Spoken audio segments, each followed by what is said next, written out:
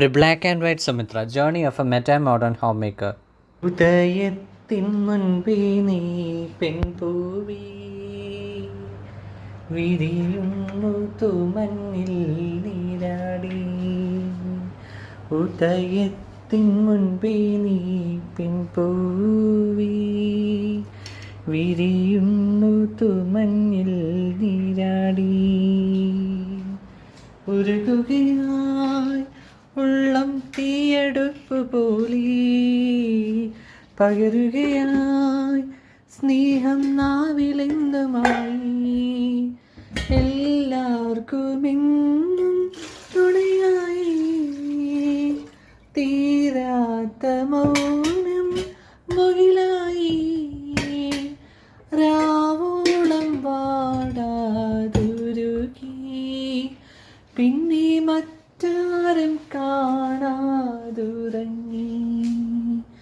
ആനന്ദനം തനനനനാനം ആനന്ദനം തനനനനാനം ആനന്ദനം തനനനനാനാനം.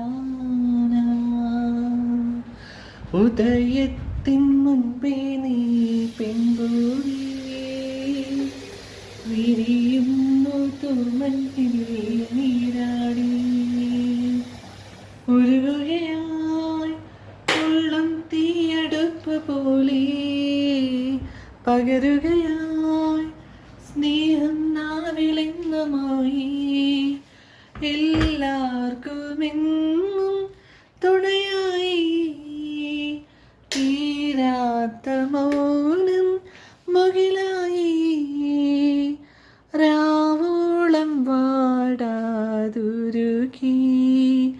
പിന്നെ മറ്റാരും കാണാതുറങ്ങി. ആനന്ദനം തനനനനാനം ആനന്ദനം തനനനനാനം ആനന്ദനം തനനനനാനാനം. കഴിഞ്ഞ എപ്പിസോഡിൽ നിങ്ങൾ കണ്ടത് സംസാരശേഷി ഇല്ലാതിരുന്നിട്ടും ഓർമ്മകൾ നഷ്ടമായിട്ടും തൻ്റെ ഇളം തലവുടൽ കൊണ്ട് പൂക്കളോടും പുഴകളോടും പക്ഷിമൃഗാദികളോടും കിന്നാരം ചൊല്ലുന്ന സുമിത്രയ്ക്കായി തൻ്റെ ഇരട്ട സഹോദരി ഒരു സർപ്രൈസ് ഒരുക്കുന്നതാണ്.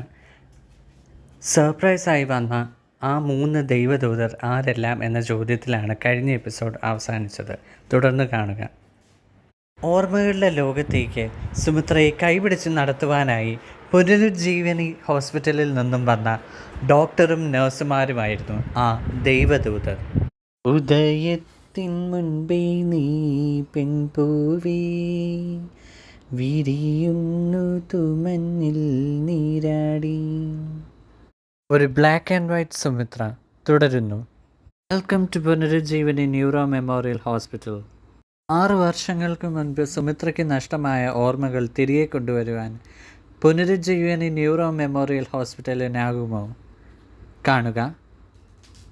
ഒരു black and white Sumitra journey of a meta modern home maker. കേട്ടില്ലേ കോട്ടയത്തൊരു ഫാമിലി ചാനലിൽ മാത്രം.